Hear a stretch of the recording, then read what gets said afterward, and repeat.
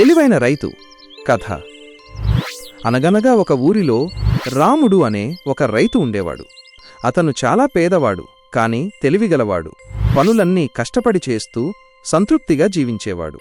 అదే ఊరిలో ధనవంతుడైన కాని అహంకారి అయిన శేషయ్య అనే మరొక రైతు ఉండేవాడు. శేషయ్యకు తన సంపద, బలం గురించి చాలా గర్వం. అతను తరచుగా రాముడిని చూసి నవ్వుతూ, నువ్వు ఎంత కష్టపడినా పేదవాడిగానే ఉంటావు.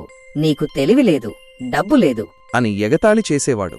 ఒకరోజు రాముడు ధైర్యం చేసి శేషయ్య దగ్గరకు వెళ్ళి, శేషయ్య గారు, నిజమే, మీ అంత ధనం నా దగ్గర లేదు. కాని నా దగ్గర ఒక తెలివైన ఉపాయం ఉంది. మీరు మీ పొలంలో నుంచి ఒక చిన్న మట్టిగడ్డను తీసుకురండి.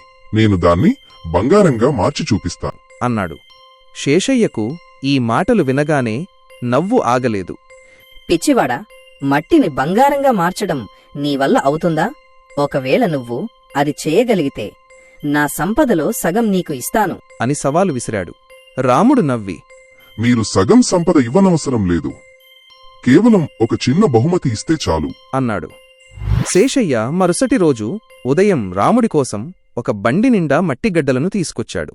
రాముడు ఆ మట్టిని చూసి, శేషయ్య గారు, ఈ మట్టిని బంగారంగా మార్చాలంటే దీనికి ఒక దివ్యమైన శ్రమ అవసరం.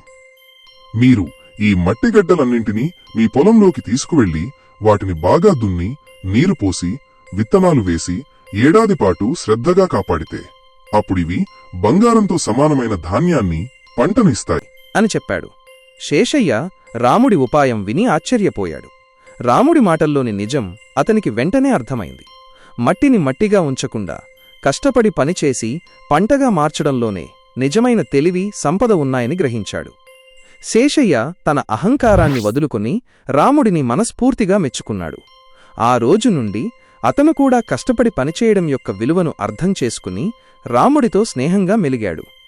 నీతి, ద మోరల్: శ్రమించి సంపాదించినదే నిజమైన బంగారం. శ్రమించి సంపాదించినాదే నిజమైన బంగారం.